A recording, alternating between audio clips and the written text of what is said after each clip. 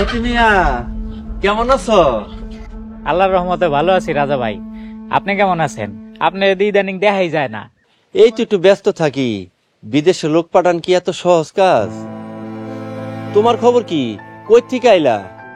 ওই তো ব্যাপারীর জমির কাম শেষ করে বাড়ির দিকে যাইতেছি। কত কাল আর অন্যের জমিতে কাজ করবা? কি করুম ভাই, বাপে তো আর আমার লগে কোনো জমি রাখা যায় নাই যে নিজের জমিতে কাম করুম, তাই অন্যের জমিতে কাম করে পেট চালাইতাছি। বাপে জমি রাখা জানাইতে কি হইছে? তুমি নিজের জমি কিনা লও। কি যে কর না আপনার রাজা ভাই, ওই সামর্থ্য থাকলে তো কবে নিজের জমি কিনা নিজের জমিতে চাষবাস করতাম। তুমি যে পরিশ্রম করো এর অর্ধেক পরিশ্রম যদি বিদেশে যায় করো, টাকা গুনে তো শেষ করতে পারবা না। কিন্তু রাজা ভাই, বিদেশ যাওয়ার তো মেলা খরচ, এত টাকা কই পামু?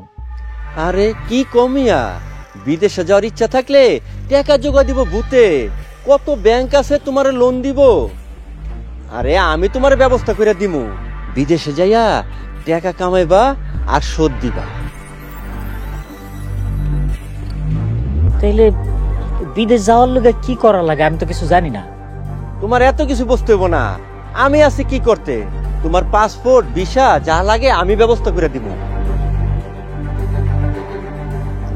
আচ্ছা ঠিক আছে, আমি তাহলে বাড়িতে গিয়া ভাইবা চিন্তা আপনারা জানাবো। আরে বেশি দেরি করো না, সুযোগ কিন্তু বেশি দিন থাকে না।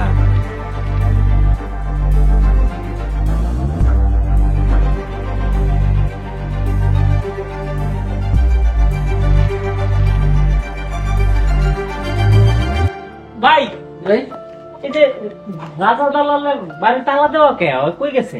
উনি তো মানুষের টাকা মাইরা পালাইছে। আমার থেকে 20 লাখ টাকা নিছে, আপনার থেকে কত নিছে?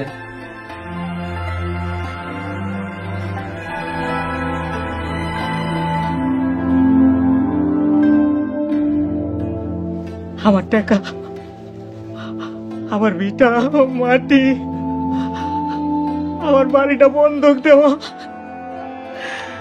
আমি আমার বউটার লয়ে কই যাবো, কার কাছে যাবো?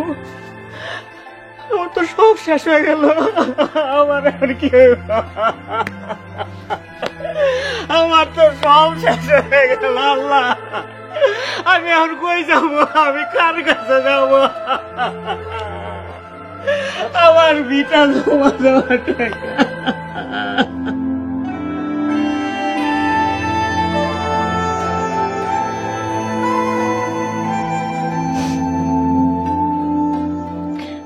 আমরা কি এমন পাপ করছি যে সবাই আমগুলো এমন করতেছে?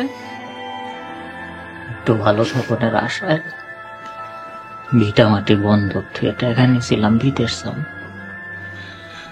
কপালে সুখ না থাকলে কি আর হয়? মাথা গোজার শেষ সম্বল আছিল আমগো এই বিটা বাড়ি, এখন এটা রক্ষা করবো কেমনে?